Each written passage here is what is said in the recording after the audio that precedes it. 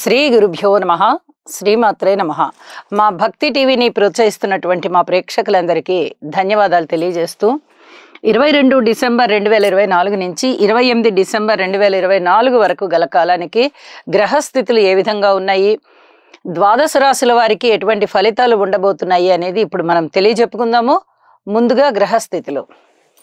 వృషభంలో గురువుగారు, కర్కాటకంలో కుజుడు, సింహంలో చంద్రుడు, కన్యలో కేతువు, వృశ్చికంలో బుధుడు, ధనస్సులో రవి, మకరంలో శుక్రుడు, కుంభరాశిలో శనిగారు, అలాగే మీన రాశిలో రాహువు సంచరిస్తూ ఉండగా వారాంతంలోకి వెళ్ళేటప్పటికి చంద్రుని యొక్క స్థితి నీచలోకి వచ్చి ఉన్నది. అలాగే శుక్రుని యొక్క స్థితి శనిగారితో కలిసి కుంభరాశిలో ఉన్నది. ఈ రెండు గ్రహాల యొక్క మార్పు జరిగి ఉన్నది. అయితే గ్రహ సమ్మేళనాల యొక్క ఫలితాలు ఏ విధంగా ఉన్నాయి అంటే, శని శుక్రుల కలయిక జరుగుతూ ఉంది. వివాహాది శుభకార్యాల విషయంలో కాస్త ఆలస్యం అవడం కానీ, ఈ ఇల్లీగల్ కాంటాక్ట్స్ విషయంలో కొంచెం ఇబ్బందులు ఉండడం కానీ, భార్యాభర్తల మధ్య అన్యోన్యత తగ్గే విధంగా ఉండడం కానీ ఉంటుంది. ఇది ఏ ఏ రాసుల వారికి ఉంటుంది అనేది మనము రాసుల ఫలితాలు చెప్పుకునేటప్పుడు తెలియజెప్పుకుందాము. అయితే చాలా వరకు దీనికి శని శుక్ర కుజుల యొక్క పరిహారాలు చదువుకోవడం అనేది, ఆ గ్రహ స్తోత్రాలు చదువుకోవడం అనేది చాలా చాలా మంచిది అని చెప్పి తెలియజేస్తూ ఉన్నాను. అయితే ఈ గ్రహస్థితి వారాంతంలో ఉన్నది.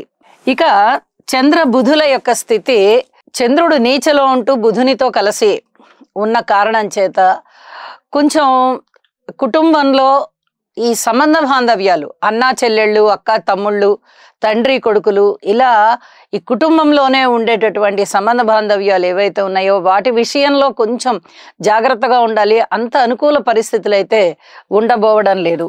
దృష్టుల విషయానికి వస్తే శనిగారి యొక్క తృతీయ దృష్టి మేషరాశి మీద పడుతుంది. అది శనిగారికి నీచ రాశి అవ్వడం వల్ల కొద్దిగా అనారోగ్య సమస్యలు ఉండడానికి అవకాశం ఉంది. ఇక శనిగారి దృష్టి చంద్రుని మీదికి ప్రసరిస్తూ ఉన్న కారణం చేత కొంచెం మానసిక ఒత్తిడి ఎక్కువగా ఉండేటటువంటి అవకాశం ఉంది. అలాగే శనిగారి 10వ దృష్టి బుధుని మీద ప్రసరిస్తూ ఉండడం వల్ల చర్మానికి సంబంధించినటువంటి ఏదైనా వ్యాధులు బాధలు ఉండడానికి అవకాశం ఉంటూ ఉన్నది.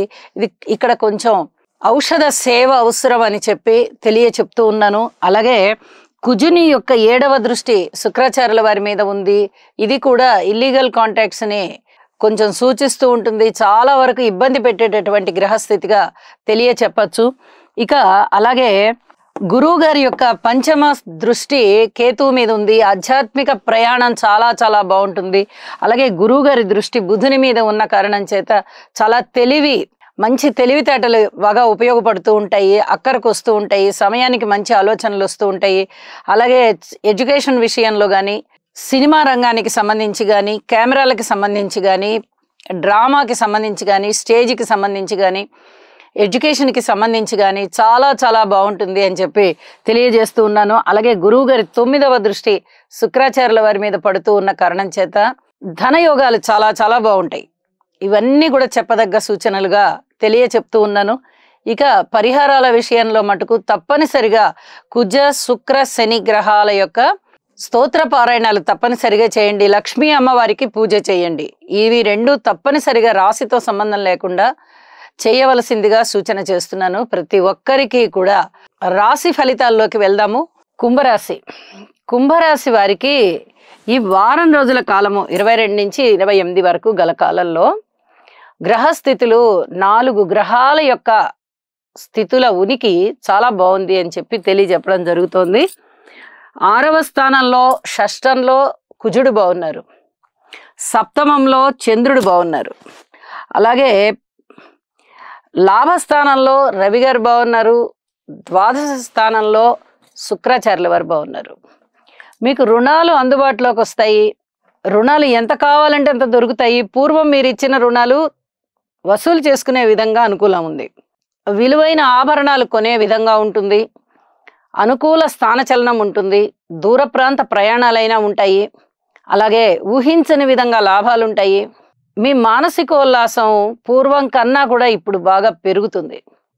మొన్నటి వరకు చాలా ఇబ్బందులు పడ్డాం, ఇప్పుడు కొంచెం పర్వాలేదు, ఊపిరి పీల్చుకుంటున్నామని మీకు మీరే అనుకుంటారు.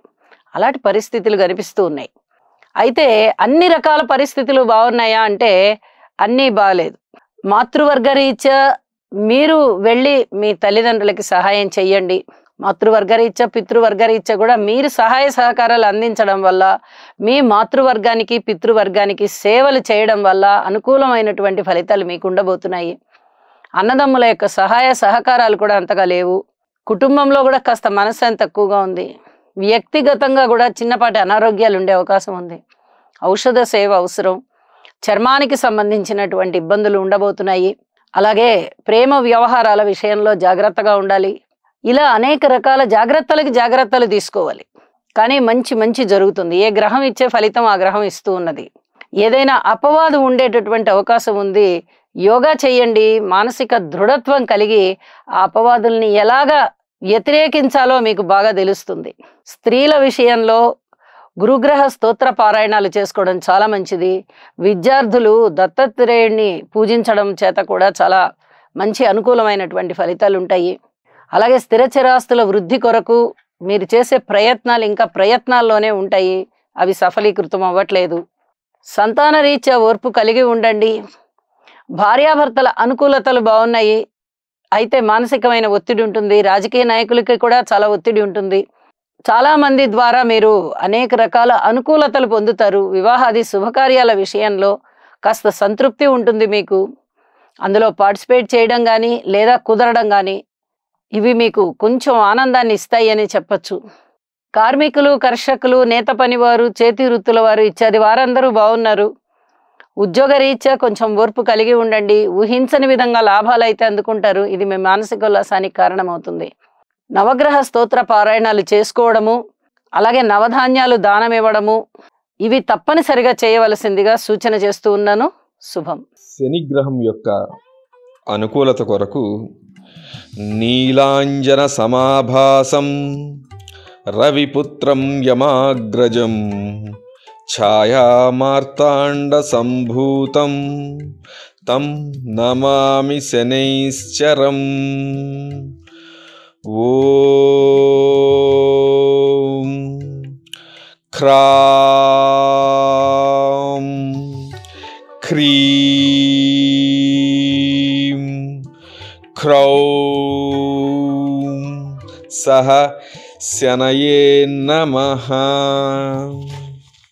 శనిగ్రహం యొక్క అనుకూలత కొరకు నీలాంజన సమాభాసం రవిపుత్రం యమాగ్రజం ఛాయామార్తాండ సంభూతం తం నమామి శనైశ్చరం.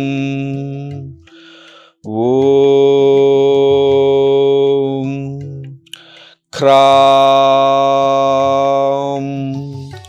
క్రీం క్రౌం సహ శనయే నమః.